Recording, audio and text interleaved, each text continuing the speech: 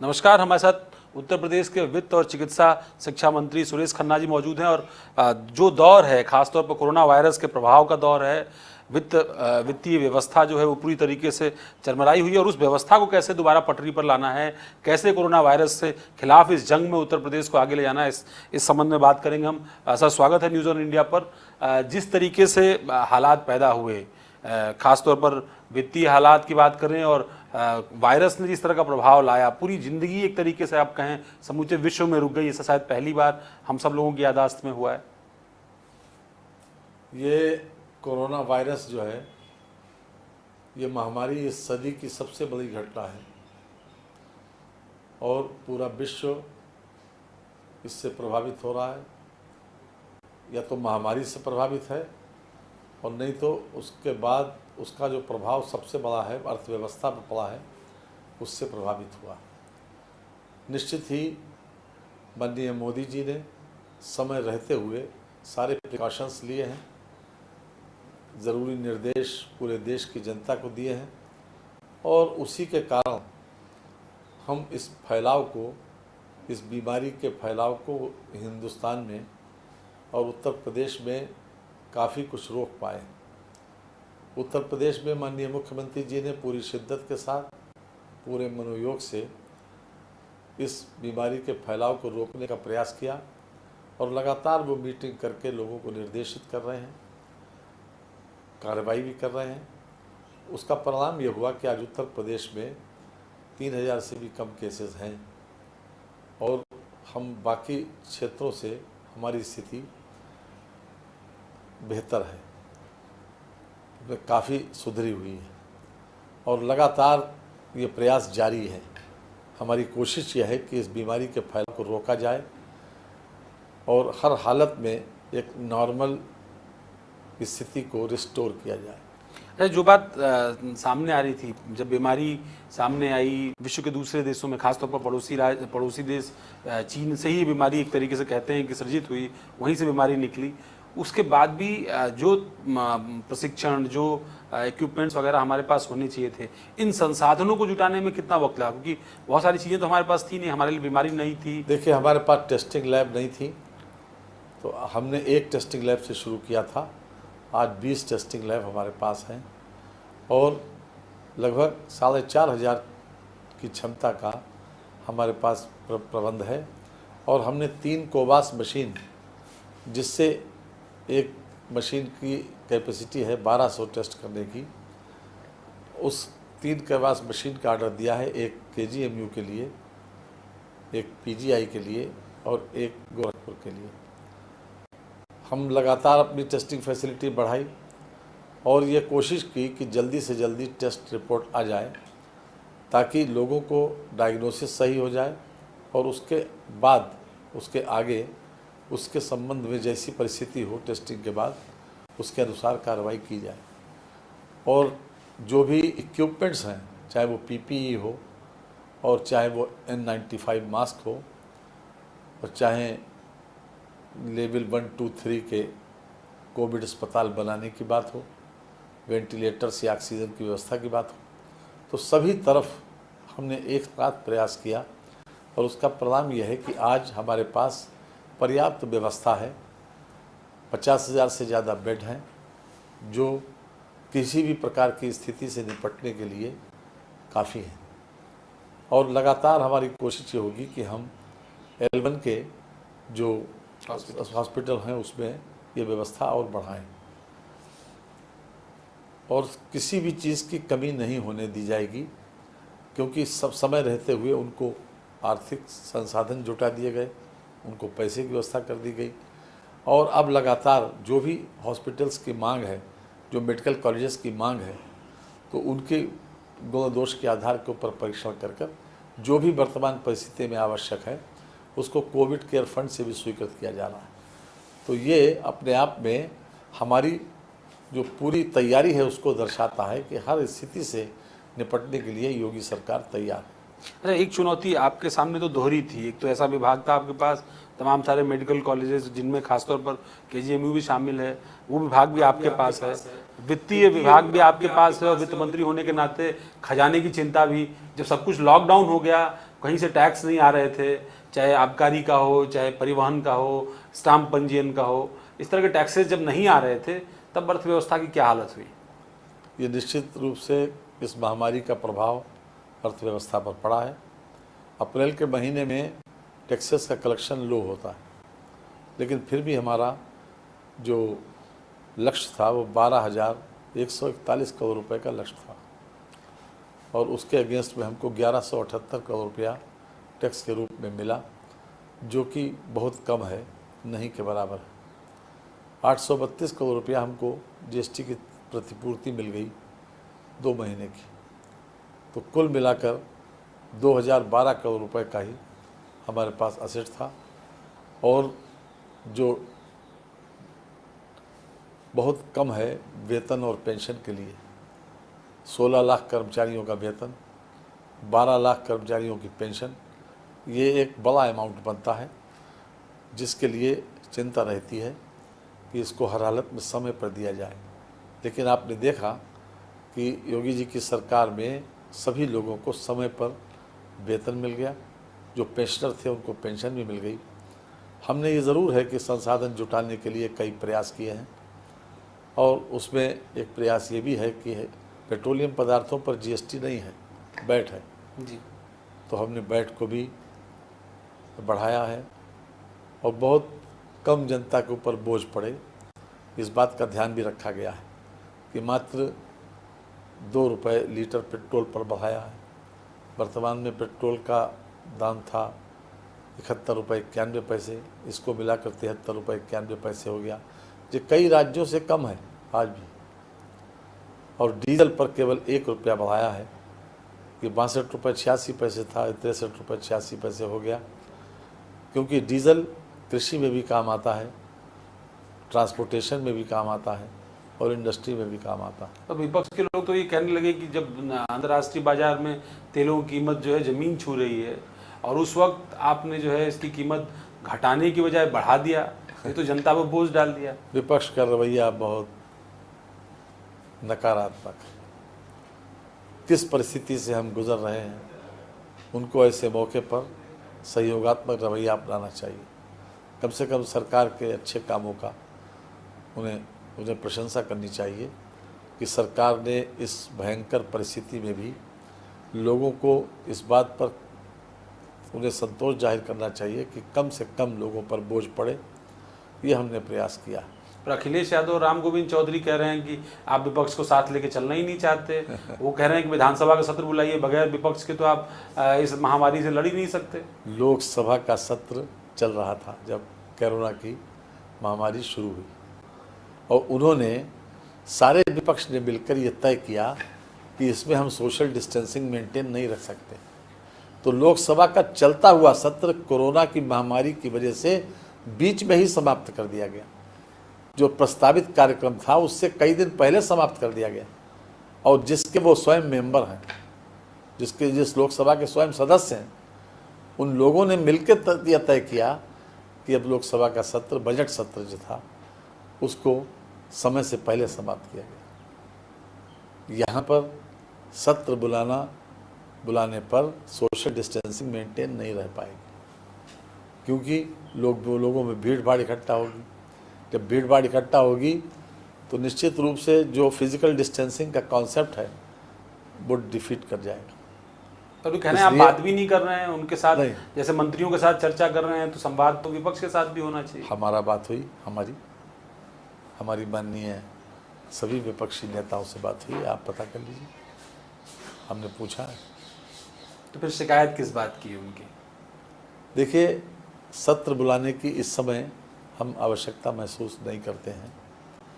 अगर कोई सुझाव देना हो तो सुझाव दिया जा सकता है, और हम ऐसे लोगों का हमेशा सम्मान भी करते हैं कि जो कोई ऐसे वक्त के ऊपर कोई बेहतर राय दे, कोई व्यवहारिक राय अगर दे, तो उसका सम्मान भी करेंगे।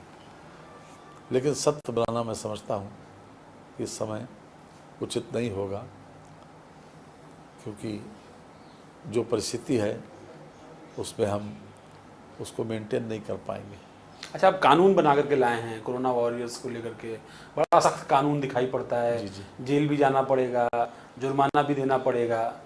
तो ऐसे में बहुत सारे ऐसे लोग भी हैं जिनसे अनजाने में भी गलती हो सकती है, तो क्या उनको भी इन सख्त सजा प्रावधानों को झेलना पड़ेगा? देखिए, हमारा जो पूरा लॉ है वो एविडेंस पे चलता है। अगर किसी के खिलाफ एविडेंस है, किसी के खिलाफ साक्ष्य है, उसी को सज़ा दी जाती है। हमारा उद्देश्य उस कानून को लाकर ऐसा कुछ भी नहीं है कि हम किसी निर्दोष व्यक्ति को सज़ा दे दें। जहाँ कहीं पर भी एविडेंस होगी, गुण और दोष के आधार के ऊपर उसको देख के फैसला होगा। तो वो कानून इसलिए लाए हैं कि जो लोग अपने आप को जोखिम में डालकर, अपने आप को खतरे में डालकर लोगों की मदद कर रहे हैं, चाहे पुलिस सुरक्षा कर्मी हों, चाहे सफाई कर्मी हों, चाहे पैरामेडिकल स्टाफ हो, चाहे नर्सेज हों, चाहे डॉक्टर्स हों। अब डॉक्टर्स तो अपने आप को खतरे में डाल के लोगों की मदद कर रहे हैं और उनके साथ इस प्रकार का अपमानजनक व्यवहार हो रहा है, उनको घेरा जा रहा है, उनको एब्यूज़ किया जा रहा है और उनको पीटा भी जा रहा है। तो सवाल ये है कि डॉक्टर लोग पिट के कैसे काम करेंगे और फिर उनका उत्साह क्या कहेगा, उनका अपना संगठन भी क्या कहेगा, समाज क्या कहेगा।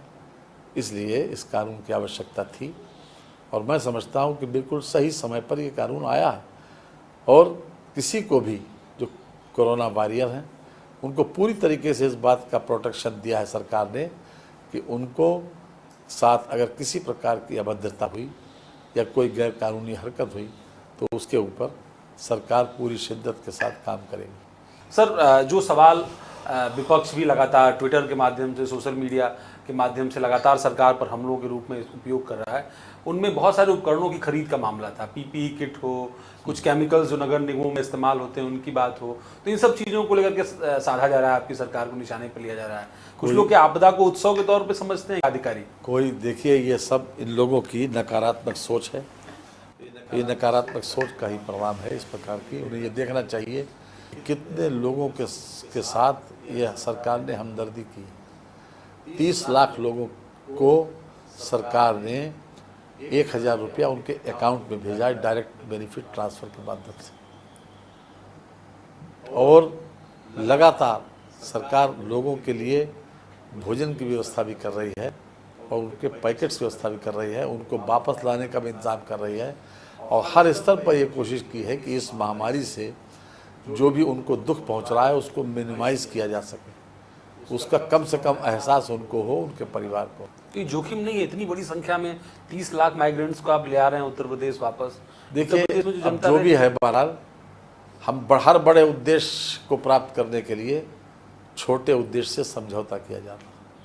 तो बड़ा उद्देश्य ये है कि उनकी जान बचाना, उनको सुकून से स्थान पर पहुंचाना, उनको उस अच्छे जीवन के लिए व्यवस्था करना, अच्छी दिनचर्या के लिए व्यवस्था करना, ये बड़ा उद्देश्य है और इसी दिशा में ये सरकार काम कर रही है। अभी चुनौती क्या है आपके सामने आज की परिस्थिति? चुनौती तो दोनों है, महामारी के फैलाव को रोकना और वित्त व्यवस्था को दुरुस्त करना। अभी आप मेरठ, आगरा, तमाम सारे जिलों के जिला अधिकारियों को भी फटकार रहे थे। जो विषय था, क्योंकि आंकड़े बाकी जगहों पर तो आपने संतुलित कर लिए, पर ये जो हॉटस्पॉट बने हुए हैं, आज भी लखनऊ है, कानपुर है, आगरा है, मेरठ। शिक्षा के दो पहलू हैं, एक सरकार का निर्देश, सरकार का आग्रह, सरकार का समय समय के ऊपर लोगों को संदेश देना, सरकार के द्वारा लॉकडाउन का पालन करना। सरकार अपनी जिम्मेदारी कर रही है, लेकिन जनता भी उसको उसी भावना से ले कि ये उसके फ़ायदे के लिए किया जा रहा है। इसलिए फिजिकल डिस्टेंसिंग भी मेंटेन करें, मास्क भी बांधें, ग्लव्स भी पहने और हर हालत में एक दूसरे के संक्रमण से बचें। लेकिन जो लोग इससे संबंधित हैं, सरकार, एक पक्ष सरकार है, दूसरा पक्ष जनता है, तो जो लोग इसे गंभीरता से लेते हैं और उन्होंने लॉकडाउन का पालन किया, वो तो संक्रमित नहीं हो रहे हैं, और जिन्होंने जरा सी भी लापरवाही की उनके साथ ये देखने को मिला है कि वो लोग संक्रमित हो रहे हैं। तो एक पक्ष लापरवाही के कारण या अज्ञानता के कारण या जानबूझ के अनजाने बेखबर होकर जो लोग इस निर्देशों को तोड़ते हैं, उन्हीं से ये संख्या बढ़ी है।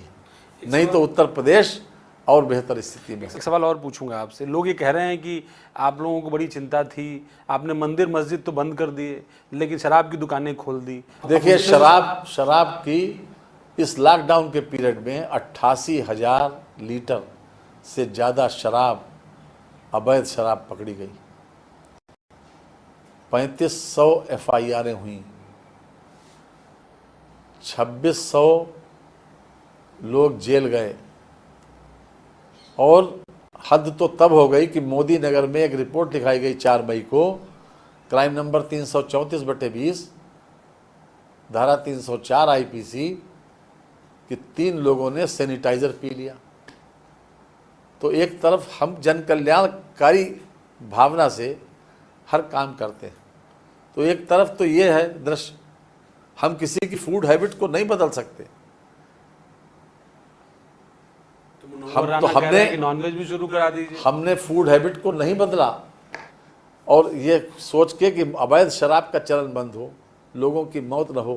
कानपुर में देहात में 3 लोग मर गए अवैध शराब से। तो सवाल ये है कि आखिरकार इसका हल क्या था? उन्हें जब शराब नहीं पीने को मिली, सैनिटाइजर पी लिया। तो एक तरफ उन्हें क्या सैनिटाइजर पीने दें या अवैध शराब पीने दें? इसलिए ये सोचा गया कि अगर हम उनकी फूड हैबिट्स को एक सीमा तक उसको हम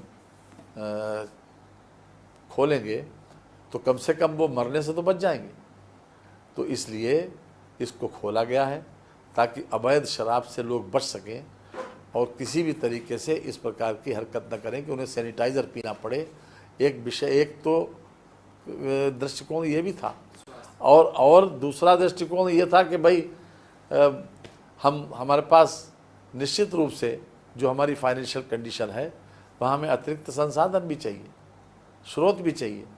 हमको चाहिए कि भाई हमारा लगभग 4500 करोड़ रुपए का इस आबकारी से जो हमारा रेवेन्यू आता, उससे 4500 करोड़ रुपया लॉकडाउन के पीरियड में नहीं आया।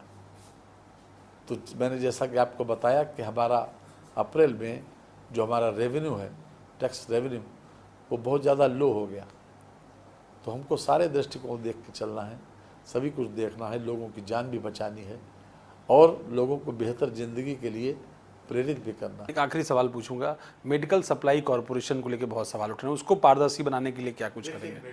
वो स्वाइन फ्लू की किट कोडिफाइड थी, वो बताया गया था कि स्वाइन फ्लू की किट थी, लेकिन चूंकि प्रारंभ में जब ये कोरोना प्रारंभ हुआ तो उस समय लोगों ने किट मांगी, तो नीचे के स्टाफ ने बिना सोचे समझे 1-2 जगह भेज दिया। उसके ऊपर जब वो पता चला तो क्या स्वाइन फ्लू की किट है। कोई अधोमानक चीज़ नहीं आई, हर चीज़ जो ICMR से बाकायदा सर्टिफाइड है उसी चीज़ को खरीदा जा रहा है। किसी प्रकार की कोई अनियमितता ऐसी नहीं आई है कि लिख रहे थे। बताया तो अधोमानक, वो उस पर्टिकुलर इस कोरोना की किट अलग है और स्वाइन फ्लू की किट अलग है। तो स्वाइन फ्लू की किट इस कोरोना के जब बीमारी में 1-2 मेडिकल कॉलेज में भेज दी गई, उसमें कोई ऐसा अधोमानक नहीं है, वो स्वाइन फ्लू के लिए कोडिफाइड है, इसमें कुछ भी गलत नहीं है। लेकिन उसके लिए बाकायदा उन्होंने समाचार पत्र में दिया भी इस बात के लिए कि, और उनकी तरफ से बयान भी आया था। मैं समझता हूँ कि जो भी एक परिस्थिति थी उसका बाकायदा सम्मानजनक समाधान भी हो गया, और जो भी चीज़ खरीदी जाएगी वो पूरे मानक के अनुसार पूरी प्रक्रिया का पालन करके ही खरीदी जाएगी। Thank you. इंडिया के दर्शकों से आपकी क्या अपील है? हमारी केवल एक ही अपील है कि सरकारी निर्देशों का पालन किया जाए। इस महामारी को फैलाव को रोकने के लिए हर संभव प्रयास किया जाए और सोशल डिस्टेंसिंग का पालन करते हुए मास्क का इस्तेमाल ज़रूर करें और दस्ताने का भी इस्तेमाल करें ताकि इसके फैलाव को पूरी तरीके से रोका जा सके। बहुत बहुत धन्यवाद।